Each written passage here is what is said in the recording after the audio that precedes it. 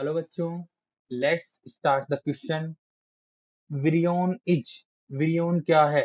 Option 1 nucleic acid of virus, option b antiviral agent, option c protein of virus, option d completely assembled virus outside the host.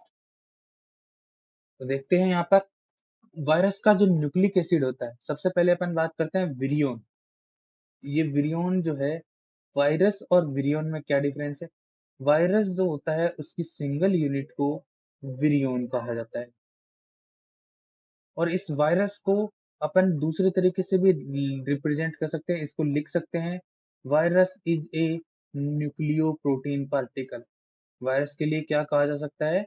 ये एक प्रकार की nucleo protein होती है। Virus is a nucleo protein particle, मतलब इसमें दो part होते हैं। वायरस दो चीजों से मिलकर बना होता है। First thing is nucleic acid and another one thing is protein. तो न्यूक्लिक एसिड और प्रोटीन से मिलकर जो है ये वायरस बने होते हैं। इनमें न्यूक्लिक एसिड जो है बीच में रहता है और उसको कवर किए हुए प्रोटीन रहती है। प्रोटीन जो है क्या करके रखती है? न्यूक्लिक एसिड को कवर करके रखती है। और प्रोटीन की जो सिंगल यूनिट होती है उसको प्रोटीन कवर को कहा जाता है कैप्सोमियर, कैप्सिड कहा जाता है। और कैप्सिड की जो यूनिट होती है, कैप्सिड बना होता है कैप्सोमियर्स का। कैप्सोमियर्स का बना हुआ प्रोटीन कवच पाया जाता है। तो प्रोटीन कवरिंग जो है वो तो है कैप्सिड, और इसको ये कैप्सिड घेरे रहती है न्यूक्लिक एसिड को। इन न्यूक्लिक एसिड आरएनए, कुछ वायरसेज में आरएनए होता है और कुछ वायरसेज में डीएनए होता है। अब यहाँ पर आगे बात करते हैं कि ये जो वायरस का जो न्यूक्लिक एसिड होता है, ये सिंगल वायरस पार्टिकल जो है उसे विरियन कह रहे हैं हम। और यहाँ पर दो और चीजें वायरोइड समझना जरूरी है।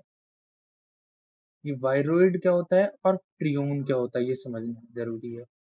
तो देखिए, ए- अगर वायरस जो है, वायरस में से हम प्रोटीन को एलिमिनेट कर दें तो सिर्फ क्या बचेगा? न्यूक्लिक एसिड बचेगा। तो जो वायरस का न्यूक्लिक एसिड जो है, ऐसे वायरस जिनमें केवल न्यूक्लिक एसिड पाया जाता है वो कहलाते हैं विरियन। और ऐसे वायरस जिनमें केवल प्रोटीन होता है वो कहलाते हैं, अगर वायरस में से अपन हटा दें यहाँ पर आरएनए या डीएनए, मतलब न्यूक्लिक एसिड को हटा दिया जाए, तो फिर पीछे क्या शेष रह जाता है? ये बच जाता है प्रोटीन। तो प्रोटीनियस पार्टिकल जो होते हैं उनको तो कहा जाता है प्रियन, और न्यूक्लिक एसिड या आरएनए के जो पार्टिकल होते हैं उनको कहा जाता है वायरोइड्स। तो यहाँ पर ये ध्यान देने वाली बात है। तो यहाँ पर देखिए, न्यूक्लिक एसिड ऑफ वायरस जो है, वायरस का न्यूक्लिक एसिड या तो आरएनए होता है या होता है डीएनए। ये डबल स्टैंडर्ड भी हो सकता है या सिंगल स्टैंडर्ड भी हो सकता है।